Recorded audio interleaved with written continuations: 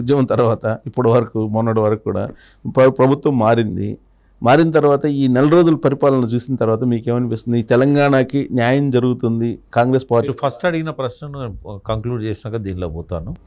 బంగారు తెలంగాణ దిశలో సంపూర్ణంగా ప్రక్షాళన చేయాల్సిన ఒక రంగం కొంత నిర్లక్ష్యానికి గురైంది. కొంత అని ఎందుకంటున్నా అంటే విద్యారంగంలో ఆశ్రమ పాఠశాలలు అంటే ఇప్పుడు రెసిడెన్షియల్ స్కూల్స్ ఏవైతే ఒక 800 పైన గురుకులకు వచ్చాయో అది నేను బాగా సపోర్ట్ చేస్తాను, అప్రిషియేట్ చేస్తాను.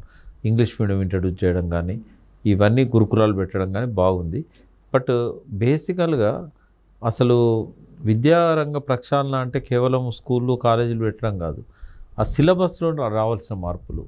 మేము చిన్నప్పుడు గోడల మీద రాసేది శాస్త్రీయ ప్రజాస్వామ్య స్వతంత్ర విద్యా విధానం కావాలి అని. డిఎస్ఓ స్టేట్ సెక్రటరీ ఉంటుంది. ఇండిపెండెంట్ డెమోక్రటిక్ అని సైంటిఫిక్ ఎడ్యుకేషన్ సిస్టమ్ కావాలి అనేది అది ఈరోజు వరకు కూడా లేదు. తెలంగాణ ఉద్యమాల ద్వారా వచ్చిన రాష్ట్రంలోనైనా ఆ విద్యా విధానం ఉండాలనేది నేను ఎక్స్పెక్ట్ చేశాను. ఏదో కొంత జయశంకర్ గారి పేరు, కొమరం భీం పేరు ఇట్లాంటివి రావడం వల్ల అది నిజంగానే మన చరిత్రను అంతా ఇచ్చినట్టు కూడా కాదు. అది చాలా మార్పులు రావాలి. రెండవది హైయర్ ఎడ్యుకేషన్ పూర్తిగా నిర్లక్ష్యానికి గురైంది, ఉస్మానియా ఇట్లాంటివి. తర్వాత హాస్పిటల్స్ కొంత గాడిన పడ్డాయి. హరీష్ రావు గారు ఇది అయిన తర్వాత ఆయన కొంత లిబర్టీ తీసుకొని ఈటెల రాజేందర్ గారికి లేని స్వేచ్ఛ హెల్త్ మినిస్టర్గా హరీష్ రావు గారికి ఉండే. ముఖ్యమంత్రి గారి దగ్గర పోయి ఏది కావాలంటే కూడా అది తెచ్చుకున్నాడు. ఆయన ఉన్న షార్ట్ పీరియడ్లో బాగా డెవలప్ చేశాడు. కానీ అన్నీ అర్థాంతరంగానే ఉన్నాయి. హైదరాబాద్ చుట్టూ ఉన్న కార్పొరేట్ హాస్పిటల్స్ కూడా అల్వాల్లో కట్టేది కానీ సనత్నగర్లో కట్టేది ఇవన్నీ కూడా పిల్లర్ల స్థాయిలోనే ఉన్నాయి. వరంగల్ది కూడా అంతే, 30 అంతస్తులు 24 అంతస్తులు. ఇవన్నీ పూర్తి కావాలి. అయినప్పుడే రెండవది ఏంటంటే వైద్యాన్ని అందించడం బంగారు తెలంగాణ కాదు, రోగి రాకుండా చూడడం బంగారు తెలంగాణ. కాబట్టి పౌష్టికాహారము, న్యూట్రిషన్ ఫుడ్, ప్రతి ఒక్కరికి ఆరోగ్యం పట్ల అవగాహన ఇవన్నీ కూడా అర్ధాంతరంగా ఉన్నాయి, మొదలైనవి. బట్ ఆ దిశలో చాలా దూరం ప్రయాణం చేయాల్సిన అవసరం ఉంది. పారిశ్రామికంగా కొంత ప్రగతి వచ్చింది. 25,000 ఇండస్ట్రీస్ వచ్చాయి. అందులో పెద్దవి కూడా ఒక 2-3 వేల దాకా పెద్దవి మధ్యతరహా వచ్చాయి. ఇంకో 22,000 మైక్రో మీడియం వచ్చాయి. బట్ ఏది ఏమైనా 16 లక్షల మందికి ఎంప్లాయ్మెంట్ వచ్చింది. బయోటెక్, జీనోమ్ వ్యాలీ ఇట్లాంటివి కూడా బాగా పెరిగిపోయినాయి. అన్ని రంగాలలో కొంత ప్రగతి ఉంది. కానీ ఇంకో 5-6 ఇయర్స్ ఒక పట్టుదలతోని చేసి ఉంటే డెఫినెట్గా సాధ్యమయ్యేది. ఈ 9.5 ఏళ్ళను కూడా సరిగ్గా వాడుకొని ఉంటే సాధ్యమయ్యేది.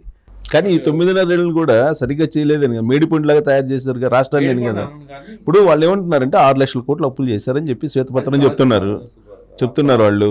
ప్లస్ పౌర సరఫరాల్లో, విద్యుత్ శాఖలో ఇవన్నీ చూస్తే కనుక చాలా మొత్తం గందరగోళంగా ఉంది. లేదు, వాళ్ళకి కొత్తగా వచ్చారు, అర్థం కావట్లేదు, అర్థం కావడానికి టైం పడుతుంది. ఎందుకంటే అప్పులన్నీ కూడా అవినీతే కాదు. అప్పులు అన్నప్పుడు ఏమవుతుందంటే మీరు ప్రపంచంలో మనం అందరం ఆదర్శంగా తీసుకునేది అమెరికాకున్న అప్పులు ప్రపంచంలో ఏ దేశానికి లేవు. ఒక్కో 100 చిన్న దేశాల అప్పులు కూడా అమెరికా అప్పుల కంటే తక్కువనే ఉంటాయి. అప్పు అనేది అవరోధం కాదు ప్రగతికి, అప్పు అనేది అవసరం. కాబట్టి ఇప్పుడు కూడా రేవంత్ రెడ్డి గారు ఏం ప్రయత్నం చేస్తున్నారు? 2 రూపాయల మిత్తికో 3 రూపాయల మిత్తికో ఎవరైనా అప్పులు ఇస్తే చూడండి అని అందరిని అడుగుతున్నాడు. ప్రధానమంత్రి దగ్గర పోయి జపాన్ వాళ్ళతో మాట్లాడండి, మాకు తక్కువ అప్పులు ఇప్పియండి అని చెప్పారు కదా. నేను ఒకటే లంకి బిందులు ఉన్నాయి అనుకున్నాను, ఇక్కడ అంతా ఖాళీ కొండలు ఉన్నాయి సెటైర్ వేస్తున్నారు. అయితే గ్యారంటీగా నేను చెప్పగలుగుతా, 10 ఏళ్లలో కేసీఆర్ గారు చేసిన అప్పు కంటే 5 ఏళ్లలో రేవంత్ రెడ్డి గారు చేయబోయే అప్పు ఎక్కువ. ఇప్పుడు రాసి పెట్టుకోండి, మీడియాలో లైవ్ ఉంటుంది. ఈయన కనుక ఈ 5 ఏళ్లలో అంతకంటే ఎక్కువ అప్పు చేయకపోతే ఈ వాగ్దానాలు 6 గ్యారంటీలు అమలు కావు. కాబట్టి మళ్ళీ 5 ఏళ్ల తర్వాత ఎట్లా అధికారంలోకి రావాలనేది ఆలోచిస్తున్నాడు. ఎప్పుడు రేవంత్ రెడ్డి ఒక 5 ఏళ్ళు ముందు ఉంటాడు. 5 ఏళ్ల కింద చెప్పాడు నాకు. 5 ఏళ్ళు కాదు, 10 ఏళ్ళు ముందు ఉన్నారు. 10 ఏళ్ళ నెక్స్ట్ 10 ఇయర్స్ అంటున్నారు కదా. నెక్స్ట్ 10 ఇయర్స్ అంటున్నారు కదా. అవును, అయితే 5 ఏళ్ల ముందు ఉంటాడు. సో ఈ 5 ఏళ్ల తర్వాత మళ్ళీ అధికారం రావాలంటే ఇంకో 6 లక్షల కంటే ఎక్కువ అప్పు చేయాల్సిందే. చేయకపోతే ఫస్ట్ జీతాలు ఇవ్వలేడు, రైతు బంధు సరిగ్గా పడదు, దళిత బంధు లాంటివి అసలే ఉండవు. తర్వాత రోడ్లు కానీ ఇప్పుడే అర్ధాంతరంగా వదిలేసిన ఇరిగేషన్ ప్రాజెక్టులు కానీ ఇవన్నీ కంప్లీట్ కావాలంటే ఇంకొక 10 లక్షల కోట్లు అవుతాయి. మరి ఇవన్నీ 10 లక్షల కోట్లలో ఒక 4-5 లక్షల కోట్లు మన స్టేట్ ఆదాయం అనుకున్నా కూడా ఇంకో 5-6 లక్షల కోట్లు తేవాల్సిందే కదా. ఆయన 9.5 సంవత్సరాల్లో చేసిన అప్పంతా ఈయన 5 సంవత్సరాల్లో చేయాల్సి వస్తుంది. అప్పు చేశారు కానీ ప్రాపర్గా చేయలేదు, సంపదని ప్రాపర్గా సృష్టించలేకపోయారు, ఎక్కడ పెట్టాలి అక్కడ పెట్టలేదని కదా రేవంత్ రెడ్డి అనేది. ఎకనామిక్స్ చదివాడో లేదో నాకు తెలియదు రేవంత్ రెడ్డి, అది కామన్ సెన్స్తో ఆలోచించే వాళ్ళకు కూడా తెలిసిపోద్ది. మీకు నేను చెప్తాను, 50,000 కోట్లు పన్నుల ద్వారా ఇతరత్ర, అంటే ఓన్లీ స్టేట్ రెవెన్యూ, అంటే సెంట్రల్ ఫండ్స్లో డెవల్యూషన్ కాకుండా, గ్రాంట్స్ కాకుండా 2014-15 బడ్జెట్లో 50,000 కోట్లు మాత్రమే మన రెవెన్యూ. బడ్జెట్ పెట్టవచ్చు 150,000 కోట్లు, బడ్జెట్ అంచనాలే అంచనాలే. ఇవాళ 2 లక్షల కోట్లు. ఇప్పుడు అంటే అంచనా, అది మార్చి రాలే కాబట్టి. లాస్ట్ ఇయర్ అంచనా ఏంటంటే 1,59,000 కోట్లు లాస్ట్ ఇయర్లో మనకు రెవెన్యూస్. ఈ సంవత్సరం అంచనా 2 లక్షల కోట్లు, ఇంకా 40,000 కోట్లు ఎక్కువ పెరగాలని. సరే ఏది ఏమైనా 1,50,000 కోట్లు అయితే మనకు వచ్చింది.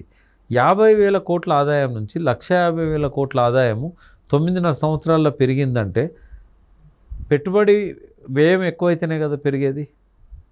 హైదరాబాద్ ఉంది కాబట్టి పెరిగింది, అది ఆల్రెడీ. హైదరాబాద్లో కూడా హైదరాబాద్ ఆదాయం ఎంత పెరిగింది, అన్ని జిల్లాలలో ఆదాయం ఎంత పెరిగిందో కూడా మీరు బేరీజ్ వేసుకున్నా కూడా డెఫినెట్గా ఒక కనీసం ఒక 40,000-50,000 కోట్లు అదర్ దెన్ హైదరాబాద్ కూడా ఆదాయం పెరిగింది.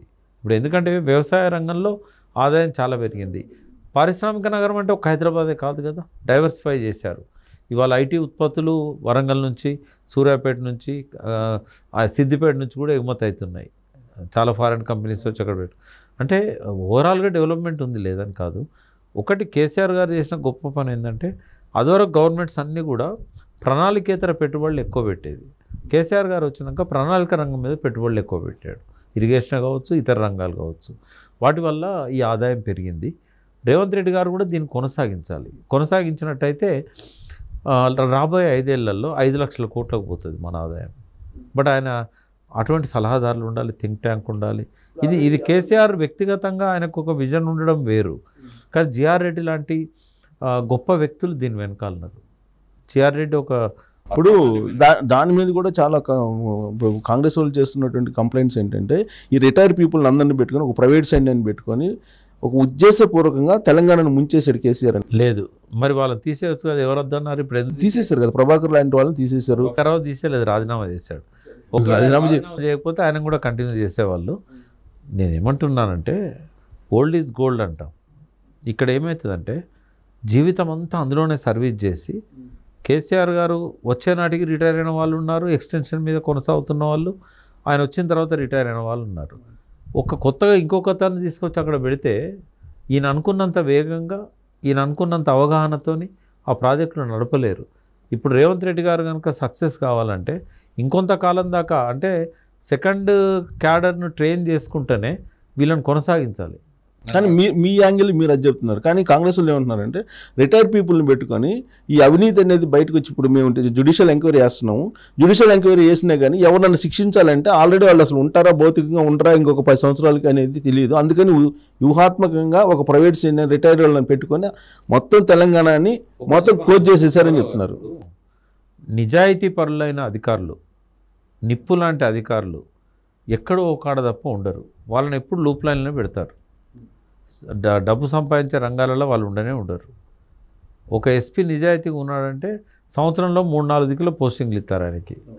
కాబట్టి ఇప్పుడున్న వ్యవస్థలో మీరు ఏ అధికారిని పెట్టుకోండి, ఒక ముఖ్యమంత్రి స్థాయి వ్యక్తి కనుక ఈ జైమన్ అంటే చేయడా, సంతకం పెట్టమంటే పెట్టడా? ఈవెన్ బీపీ ఆచార్య లాంటి వాళ్ళు నిజాయితీ పరులైన అధికారులు కూడా, నేను బీపీ ఆచార్యకు సర్టిఫికేట్ ఇస్తాను, ఆయన చాలా నిజాయితీ పరుడు, నిప్పు లాంటి వ్యక్తి. ఆయన కూడా ఫేస్ చేసినట్టు ఫేస్ చేయాల్సి వచ్చింది, ఎందుకంటే ఆయనతో కూడా సంతకాలు పెట్టించారు. శ్రీలక్ష్మి చాలా నిజాయితీ పరురాలు ఆమె. వీరిద్దరు నాకు వ్యక్తిగతంగా తెలుసు. వీళ్ళిద్దరు చాలా నిజాయితీ పరులు అయినా కూడా పొలిటికల్ ఇన్ఫ్లుయెన్స్తో సంతకాలు పెట్టాల్సి వచ్చింది. కాబట్టి ఎంత మంచి ఆఫీసర్ ఉన్నా ముఖ్యమంత్రి అడిగితే సంతకం పెడతాడు. పెట్టని అధికారిని కూడా చూశాను నేను. మన దగ్గర అత్యంత తక్కువ పీరియడ్ ఉన్న ఒక చీఫ్ సెక్రటరీ ఉన్నాడు, పేరు తీసుకోవడం మంచిది కాదు. ఆయన ఒక సంతకం పెట్టమంటే పెట్టకపోతే ఆయన ఎక్స్టెన్షన్ ఇవ్వలేదు. ఆయన 3 నెలలకే రిటైర్ కావాల్సి వచ్చింది. రిటైర్ అయిపోయి అంటే జరుగుతుంది ఇట్లా.